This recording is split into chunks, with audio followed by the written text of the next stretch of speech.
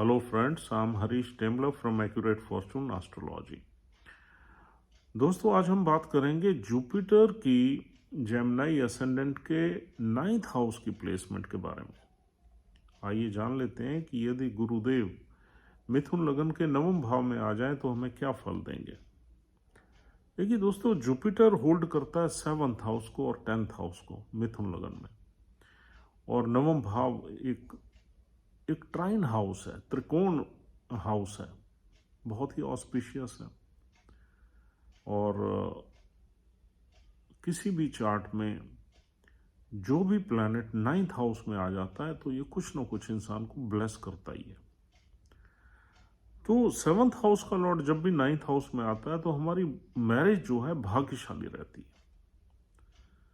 Marriage के बाद इंसान का भाग्य उन्नत होता है, इंटरनेशनल ट्रैवल्स बढ़ जाती हैं, एजुकेशन लेने के साधन बनते हैं, हायर एजुकेशन आदमी ले सकता है, कुछ रिलीजियस श्राइन्स पे आदमी विजिट्स करने जाता है, पत्नी भी उसकी रिलीजियस माइंडेड होती है, किसी स्पिरिचुअलिटी को भी आदमी, फिलॉसफी को भी आदमी फॉलो कर सकता है।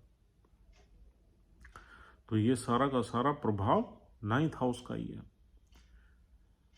अब ये मैरिज इंसान की तब भाग्यशाली होगी जब 7वां घर एफ्लिक्शन में नहीं है। अगर 7वें घर में ही कुछ बुरे प्लैनेट्स पड़े हुए हैं तो फिर हमारी मैरिज भाग्यशाली होते हुए भी कुछ सफरिंग्स रहेंगी। चाहे मैरिज के बाद हम ये सारी चीज़ें हमें मिले, लेकिन कुछ ना कुछ हमारी मैरिड लाइफ में ट्रबल्स रहेंगे, झगड़े रहेंगे, आर्ग्यूमेंट्स रहेंगी। अगर 7th हाउस बिगड़ा हुआ है, वहाँ कोई अपोजिट एनर्जीज हैं, जैसे कोई मंगल केतु बैठ गए, मंगल राहु बैठ गए, शनि सूर्य बैठ गए, सूर्य शुक्र बैठ गए, तो वहाँ पर फिर प्रॉब्लम क्रिएट हो जाएगी। लेकिन अगर 7th house free of affliction है, वहाँ पर कोई प्लैनेट नहीं है, तो ये मैरिज हमारी फॉर्चुनेट रहेगी और सक्सेसफुल रहेगी। और रादर मैरिज के बाद हमारी ग्रोथ जो है लाइफ में, ओवरऑल ग्रोथ, वो बहुत ही बढ़िया रहेगी। पार्टनरशिप भी, हमारी बिजनेस पार्टनरशिप भी अच्छा काम करेगी। बिजनेस पार्टनरशिप हमारी लकी रहेगी और उसमें हमारी फाइनेंशियल ग्रोथ जो है वो इस प्लेसमेंट से बढ़ जाएगी। अब Jupiter is also a Lord of 10th house. 10th house है हमारा कैरियर का, तो इंसान का कैरियर जबरदस्त रहेगा। जब भी 10वें घर का लॉर्ड 9th हाउस में आ जाए तो कैरियर में आदमी भाग्यशाली रहता है, डेस्टिनी उसे सपोर्ट करती है, प्रमोशंस रहती हैं, ग्रोथ रहती है, रिकॉग्निशन रहती है, नेम रहता है, फेम रहती है, लोग उसको मानते हैं, सोशल स्टेटस इंसान का बहुत बढ़िया रहता है, आदमी की सोसाइटी में इज्जत बढ़ती है, आदमी का व्यवहार एक मैच्योर और एक ज्ञानी आदमी की तरह होता है, बड़े लोगों से कनेक्शंस अच्छे रहते हैं, बड़े लोगों से कुछ फायदे भी आदमी को मिल जाते हैं। तो ये सब 10वें घर का कनेक्शन जब भी 9th हाउस से होता है तो इस तरह की प्रोबेबिलिटीज बन जाती हैं। और पैसे की दिक्कत नहीं रहती यहाँ पर, क्योंकि दो ऐसे हाउसेज हैं जिनका संबंध इनडायरेक्टली पैसे से ही है। एक बिजनेस पार्टनरशिप का है, दूसरा कैरियर का है। अगर उनका प्लैनेट यहाँ बैठ जाए, 9th हाउस में बैठ जाए, तो बहुत ही बढ़िया। इसके बेस्ट रिजल्ट्स लेने के लिए आप ये देख लीजिए कि शनि देव की प्लेसमेंट ठीक है, because Shani is the dispositor. Saturn की प्लेसमेंट अगर चार्ट में अच्छी है और जुपिटर जिस नक्षत्र में बैठे हुए हैं उस नक्षत्र की प्लेसमेंट अच्छी है, तो फिर ये लाजवाब प्लेसमेंट है। यहाँ पर 3 नक्षत्र मिलते हैं। पहला नक्षत्र मिलता है धनिष्ठा, मंगल देव का, जिसके 2 चरण है, तीसरा और चौथा चरण।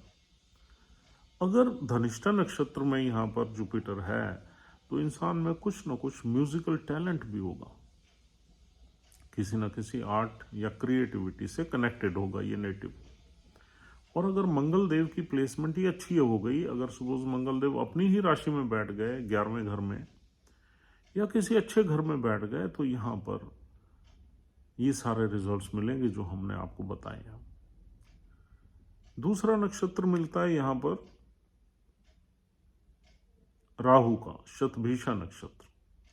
अगर गुरुदेव शतभिषा नक्षत्र में है तो इंसान मोस्ट प्रोबेबली टेक्निकल साइड में जाता है, टेक्नोलॉजीज में जाता है, बिकॉज यहाँ जुपिटर इन्फ्लुएंस्ड होता है राहु से, तो आदमी टेक्नोलॉजी की तरफ जाता है।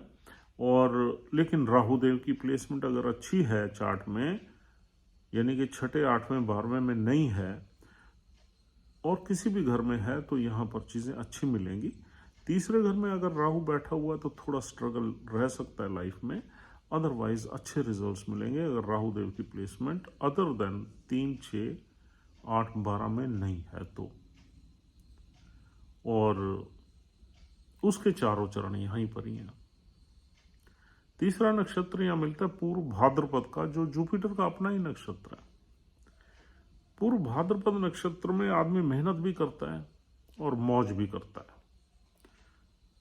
मतलब पूर्व भाद्रपद नक्षत्र की एनर्जी ऐसी है कि आदमी दिन में पूरी मेहनत करता है और रात को पार्टी करता है। रात को उसकी लाइफ डिफरेंट होती है, यानी कि मॉडर्न एनवायरनमेंट में रहता है। तो अगर पूर्व भाद्रपद नक्षत्र में जुपिटर है तो उसका अपना ही नक्षत्र है, तो उसमें जुपिटर बहुत कंफर्टेबल है। उसके 3 चरण यहां मिलते हैं, पहला, दूसरा, तीसरा। पूर्व भाद्रपद नक्षत्र में जुपिटर है तो फिर आपने सिर्फ सैटर्न की प्लेसमेंट देखनी है। अगर वो अच्छी है आपके चार्ट में तो यहाँ जुपिटर बहुत अच्छे रिजल्ट्स देगा।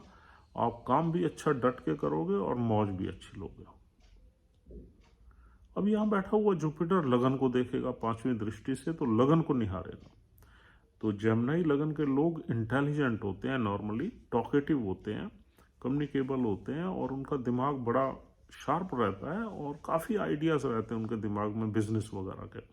और अगर जुपिटर का एस्पेक्ट लगन पे आ जाए तो इंसान फिर मैच्योर भी हो जाता है, वाइज भी हो जाता है, इंटेलिजेंट भी होता है और वाइज भी हो जाता है। तो उसके डिसीजन सदे हुए होते हैं और उनमें कहीं ना कहीं आपको मैच्योरिटी झलकती है और काफ़ी आदमी ऑप्टिमिस्टिक रहता है और हेल्पफुल रहता है। जुपिटर की 7th एस्पेक्ट यहाँ बैठे हुए तीसरे घर पे रहेगी, जो कि संघर्ष का घर है, मेहनत का घर है। तो आदमी यहाँ संघर्ष करेगा, मेहनत करेगा, लेकिन सक्सेसफुल होगा और अपने छोटे सिबलिंग से भी इंसान कनेक्टेड रहेगा, बना के रखेगा। और यहाँ पर तीसरे घर की एनर्जी है कम्युनिकेशन, कम्युनिकेशन में आदमी अच्छा होगा। और जुपिटर का 9th एस्पेक्ट पड़ेगा 5th हाउस पे। 5th हाउस से जो भी चीज़ें निकलती है वहाँ पर इंसान को ब्लेसिंग्स ही रहेंगी, यानी कि एक पुत्र प्राप्ति का योग बना देगा जुपिटर। और लव लाइफ में, रोमांटिक लाइफ में सक्सेस मिलने के चांसेस हैं, स्टॉक मार्केट में फ़ायदा होने के चांसेस हैं और एजुकेशन में अच्छा परफॉर्म करने के चांसेस हैं और हायर एजुकेशन भी इंसान लेने की पूरी कोशिश करेगा और ले भी लेगा।